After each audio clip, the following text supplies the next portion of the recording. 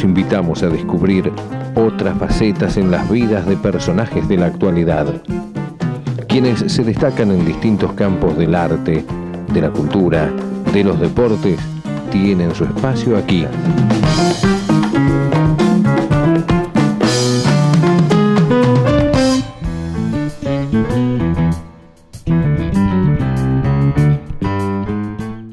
Bienvenidos a Perfiles de los protagonistas de hoy.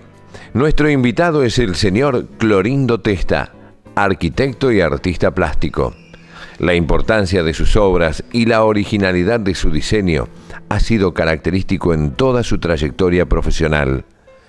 Entre sus obras más conocidas podemos recordar la Biblioteca Nacional y el Banco de Londres, en el que se destaca su carácter plástico e innovador que rompió los valores establecidos de la época. Muchas de sus obras se han concretado a través de concursos y competición con sus pares.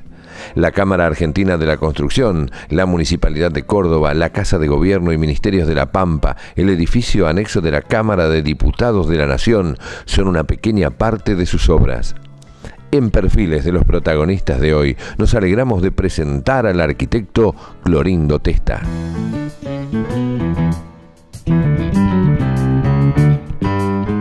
Arquitecto, muchas gracias por recibirnos. ¿Su lugar de trabajo? Sí. Desde hace mucho tiempo. Desde hace, no sé, desde el año 70, 71.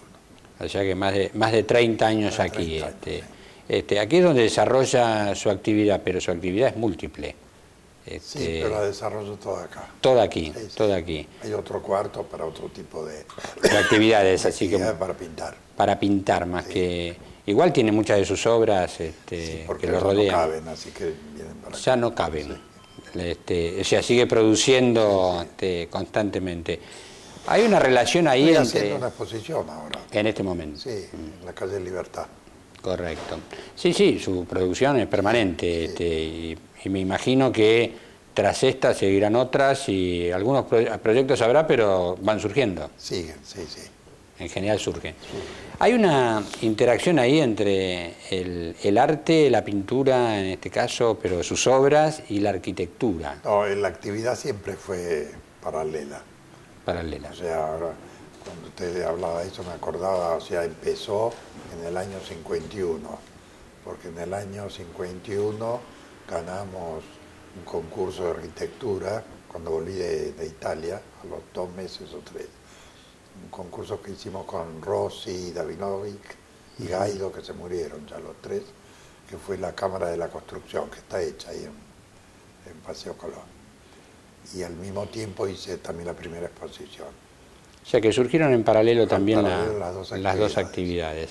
Y gané un premio, estaba acordando el otro día que no me acordaba el nombre, y ahora me acordé, y era un premio que se llamaba Pedro de Montero. Ese fue el premio con el cual después... En el 51, las dos cosas. Las dos cosas. Siempre se ha presentado concursos toda su vida, entonces. Sí, toda la vida. Sí. Siempre ha competido. Bueno, ese fue un concurso, el del año 51. Sí, la Cámara de Construcción fue un concurso también. Bueno, ha desarrollado obras que son más que conocidas. Bueno, yo las puedo mencionar, pero siempre se las menciona.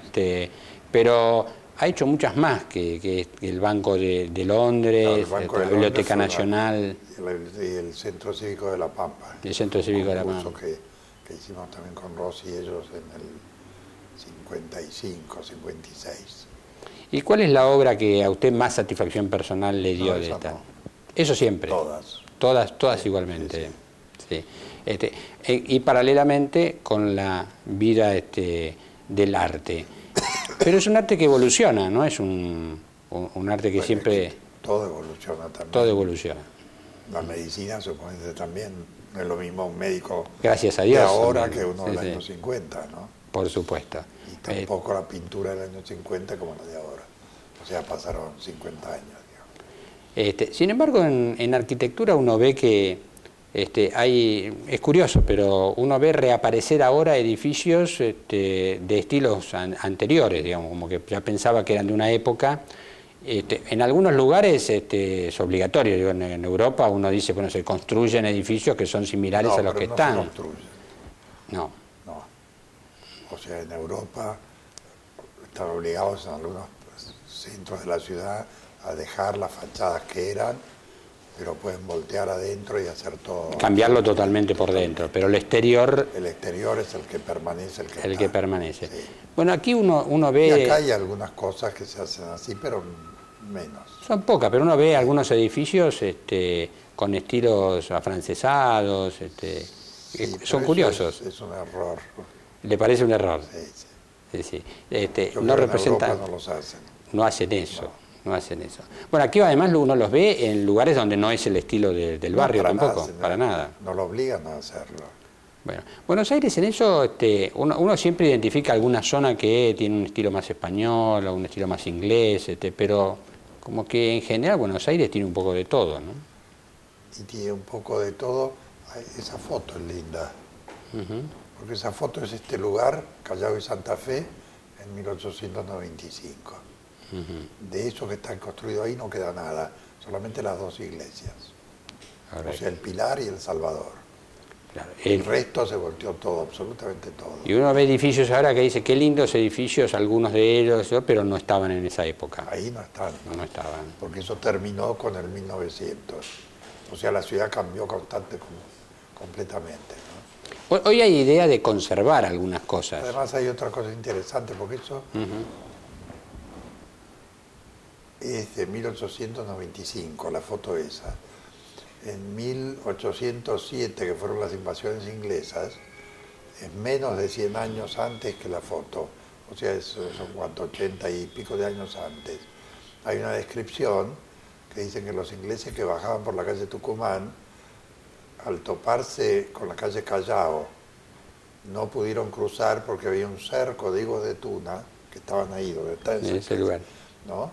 Y recién en la calle Arenales pudieron bajar hacia la Plaza de San Martín. O sea que todo eso no existía y eran todos higos de tuna. Claro, era una pequeña aldea de verdad Buenos Aires en esa época. Sí, Después tuvo un crecimiento, uno lo nota con las calles, cómo se van dispersando, pero bastante geométrico. Dentro de todo es una ciudad en eso. Y claro, porque su origen era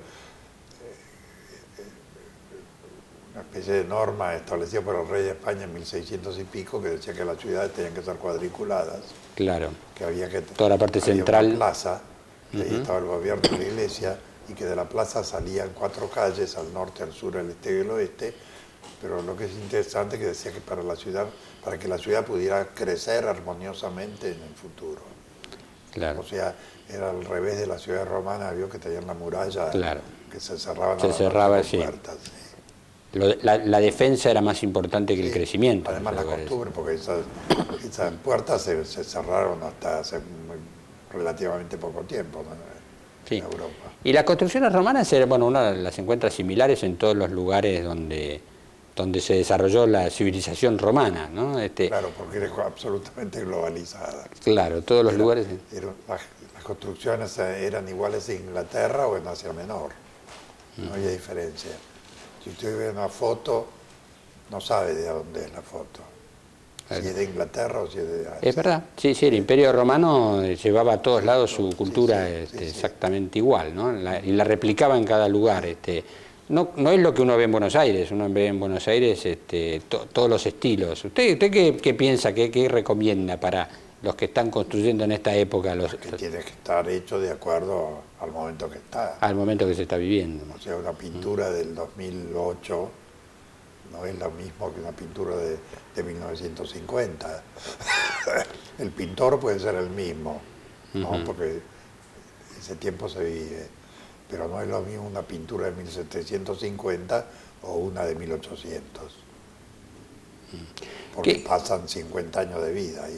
Por supuesto. Y uno ve que en construcción cambian los materiales y muchas otras cosas, pero hay cosas que son ciertamente permanentes. Claro, porque, ¿no? O sea, también yo estoy seguro que en las cavernas, en las cuevas donde vivía la gente, de repente la mujer decía, ¿por qué no pones esa piedra ahí?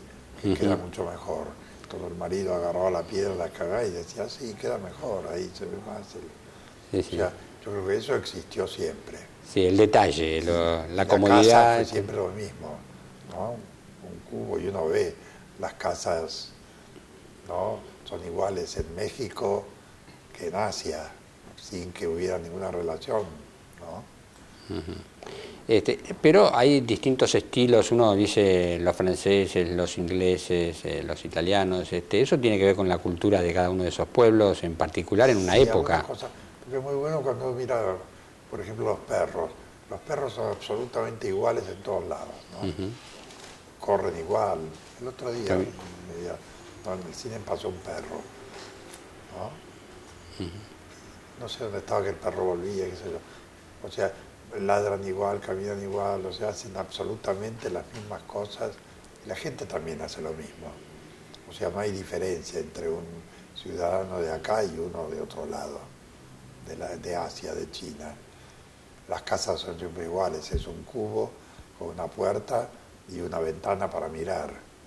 Sin embargo, hay gente que seguramente dice, yo quisiera que este edificio lo diseñe Clorindo Testa, porque algo diferente va a tener. Bueno, porque son cosas, o sea, en todas está. Es lo mismo que la piedra que le decía antes. No todas las mujeres que vivían en las cuevas le decían a su compañero, mover la piedra porque queda mejor ahí.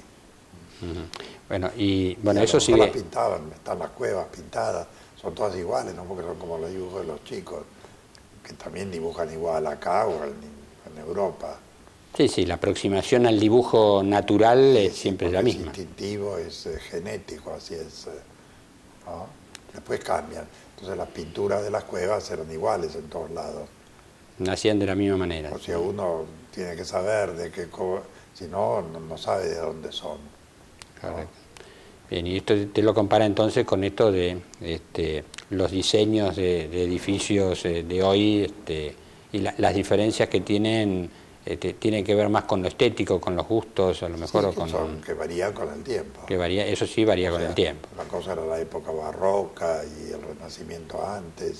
Ahora hay mucho más edificio alto, ¿no? Esto lo permite también la tecnología, pero, por supuesto, sí. pero hay una tendencia a que nos unamos muchos en un determinado espacio. Eso ha cambiado un poco. Porque la ciudad fue creciendo así. Y necesita entonces un mejor aprovechamiento del espacio, ¿no? De hecho, usted está aquí en el corazón de Buenos Aires, esto es Santa Fe y Callao. Buenos Aires es que es abierta, ¿no? Que hay medianeras que reflejan la luz, porque yo que acá la luz, si uno mira enfrente, la pared esa de esa medianera te refleja y te ilumina el cuarto. Acá nunca entra el sol, las persianas no se cierran nunca, porque no es necesario cerrarlas. Bien, no entra el sol. Vamos a hacer un corte y después nos metemos un poquito en esto de los hábitos nuevos de los habitantes de las grandes ciudades. Bueno, después de un corte. Señal Santa María, el canal de la vida. Sentir con la Iglesia, una forma de estar juntos. Queremos compartir con usted y pedirle que nos siga, que nos acompañe, que siga el programa, porque juntos queremos mostrarle la vida de la Iglesia y el camino que como Iglesia recorremos. Lo hacemos con Celina. Con las reflexiones del domingo. Lo hacemos también con Cristina. Con la vida de los santos y la catequesis litúrgica. Y lo hacemos con usted, que desde el otro lado nos llama, nos alienta, nos va dejando sus reflexiones. Y así, sentir con la Iglesia es un ida y vuelta, y es una verdadera forma de estar juntos. Sentir con la Iglesia, todos los viernes a partir de las 20 horas, por la Señal Santa María, el canal de la vida.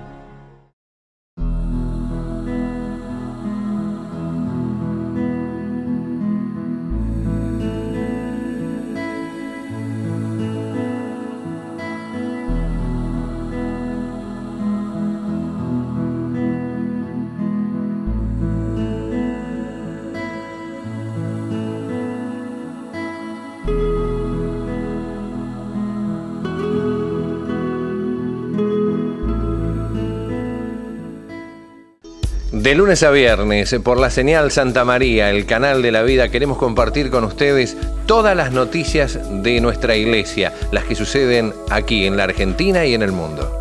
Buenas y santas, de lunes a viernes a partir de las 19 horas y repetición a las 23 horas, por la Señal Santa María, el canal de la vida. cuántos problemas, cuántas complicaciones, cuánta cosa nueva que nos trae este tercer milenio, ¿eh?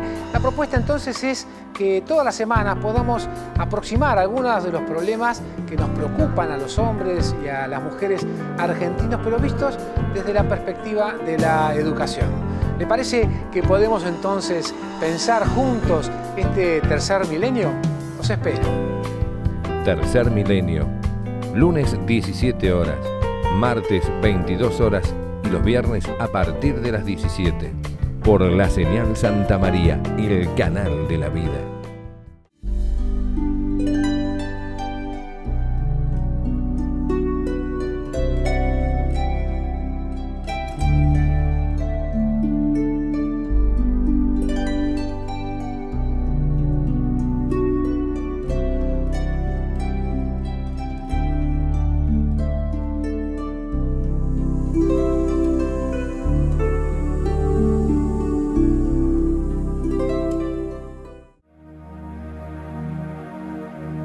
Señal Santa María,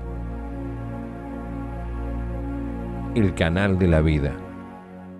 Decíamos antes del corte los cambios de hábitos en las grandes ciudades. Una ciudad abierta, Buenos Aires, es verdad, porque uno va a Roma y no puede llegar a ningún lado. Hay otras ciudades que han sido construidas de otra manera, ¿no? Ellos son de otra manera, ¿no? Sí. Y acá esto es bueno. El centro es distinto, el centro es para la gente de a pie. Está bien. Buenos Aires todavía no. Todavía no hay, todavía se puede convivir el peatón con sí. el que anda en auto, aunque hoy no son muy bien recibidos los automovilistas en Buenos Aires porque dicen que ya no hay espacios, la convivencia se hace más difícil, pero esto de tener cerca un ámbito cultural, ¿no? Es decir, todo es atractivo, es decir, que todos querríamos estar cerca de esta zona, ¿no? Claro, porque no quiere decir que uno vaya al teatro todos los días. Pero es bueno saber que hay teatros que si uno quiere puede ir. Si quiero voy. O si hay exposiciones también. Uno recibe y decís, la voy a ir a ver. Después no va. No va porque en el fondo le da pereza ir. ¿No? A las 7, bueno, vuelvo a casa. Bueno, además siendo pero Buenos Aires. El hecho de que estén, ¿entendés? Claro. Es como si estuvieras vos yendo. La vida cultural de Buenos Aires también impide ir a todos lados, porque me imagino... Claro, porque siempre lo que tuvo Buenos Aires es que siempre fue muy activa y muy intensa. Sí, aún en las crisis, ¿no? Sí, sí. Siempre es como costumbre, o sea. Eso... Cuando yo fui a Italia de esos años en el 50, 51, que estuve ahí, o sea, la diferencia entre Roma y Buenos Aires en ese sentido era enorme. La galería de pintura que había, de exposiciones, en Roma eran 2 o 3. En Buenos Aires ya las había, ¿no? Sí, la vida aquí siempre se apreció, ¿no? La vida cultural de Buenos Aires es muy importante. O sea, lo que era el teatro independiente en el año 50, que en Italia prácticamente no existía. Bien. Usted nace en Italia, no quiere decir que no fueran buenos. No, por supuesto. Pero sí, no la misma intensidad, sí. No la misma intensidad que aquí en Buenos Aires. No, le preguntaba porque todos sabemos que nació en Italia, pero su familia había estado aquí. Sí, papá estaba acá, había venido, después cuando yo tenía que nacer se fueron a Italia, alquilaron una casa en Nápoles para estar más cerca, como papá era médico, para estar más cerca, supongo, de los hospitales por si pasaba algo, porque el pueblo nuestro queda a más o menos 60 kilómetros de Nápoles. De Nápoles, sí. Y después de haber nacido, volvieron para aquí, bueno, su vida transcurrió aquí, pero usted estuvo 2 años también, me decía, en Italia. Sí, estuve el 49, 50, hasta mediados del 51. ¿Cómo surgió eso de ir a Italia? Fui porque me dieron una beca en la facultad, yo terminé la carrera, estuve después, viste que uno, o sea, en el caso mío es como si uno se preparara para lo que tienen que hacer. O sea, no es que terminás tu carrera y empezás como yendo de un lado para el otro a trabajar a esto. O sea, terminó y me fui a Mar del Plata, era enero, febrero, marzo. En marzo me llevaron de casa y me dijeron que volviera porque ya era que empezar a hacer algo. Volví, estuve trabajando en el plan regulador, que era una oficina que era interesante, que Era el plan regulador de la ciudad de Buenos Aires, donde estaban trabajando Ferrari Ardoy, Kurchan y Bonet, un español que estaba acá, que era un grupo importantísimo, ¿no? Que estaba en un edificio que ya no existe más, un petit hotel atrás del Hotel Alvear, en la calle Posadas. Y estuve ahí casi un año dibujando perspectivas, haciendo nada, ¿no? Hasta que salió la beca de la facultad, que nos fuimos 10 alumnos con un profesor que nos acompañaba, que era Villalonga, el arquitecto Villalonga. Tomamos una especie de ómnibus chiquito en Génova y dimos toda la vuelta a Italia durante 3 meses, duró el viaje. Cuando pasamos de vuelta por Nápoles, ya iban todos a Génova a tomar el barco de vuelta, yo me quedé, ¿no? Y me fui al pueblo, a casa de mi abuela, que todavía estaba, y estuve ahí 15 días, después me fui a Roma, estuve en Roma dando vueltas. Pero no estudié, no fui a ningún lado, ni a estudiar, a hacer un curso de posgrado, o sea... ¿Nunca pensó tampoco quedarse en Italia? No. Yo sabía que, o sea, lo sabía, me di cuenta después, así, si uno hace un análisis, ¿entendés? Como hacen los psicólogos de por qué. Sí, sí. Pero una vez en Roma encontré un arquitecto que había estado en el plan regulador acá, que estaba en Tucumán, que en esas épocas la Facultad de Arquitectura de Tucumán era muy importante, de los años 49, 50. Y ese arquitecto se llamaba Rogers, era de un estudio Banfi, Perezuti, Rogers y no sé qué otro, que hicieron en Italia un edificio en Milán que se llama la Torre Velasca, que es un paralelepípedo que después se ensancha arriba, es como un cubo, y después tiene un enorme techo de teja así. O sea, fue como un primer edificio fuera del racionalismo de los años 40. Claro. ¿Entendés? Es como una cosa más contemporánea era, ¿no? Ese edificio se empezó en el año 51 a proyectarlo.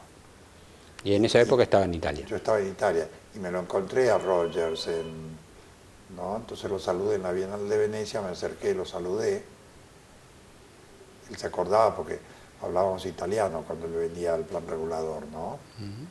Y miraba cómo dibujaba, qué sé yo. Y me dijo, cuando pases por Milán, no dejes de verme porque siempre va a haber algo para que vos hagas. Bueno, que es una invitación que uno estaría tratando de ir a Milán. Sí, hacer todo lo posible por llegar a Milán. Después volví y fui a Milán con unos españoles que estaban en la Academia de Roma, unos arquitectos en la Academia de Roma, ¿no? Estaban becados ahí. Fuimos a Milán, estuvimos 3 días en Milán. Tuvimos que dormir en la estación de ferrocarril, en la sala de espera, porque la plata que tenían que mandar los de la academia no la mandaron porque se olvidaron. Sí, sí. No la academia, sino los que estaban ahí, los becados. Y nunca me acordé de que Rogers estaba ahí esperando. Estaba en Milán, bueno, esperando lo estaba. Pero entonces sabía que algún día podría volver. Me olvidé, así. No lo fuimos a ver a Rogers. Fuimos a ver a otros arquitectos que habíamos conocido en Capri con estos españoles, los fuimos a ver, qué sé yo. Y de Rogers me olvidé. Y me acordé meses después, cuando volví ya.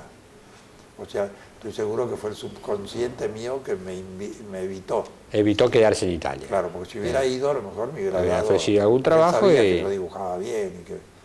Sí. Y empezaba la Torre Velasca y hubiera trabajado en eso. Trabajado con eso. Y ahora está ya viviendo.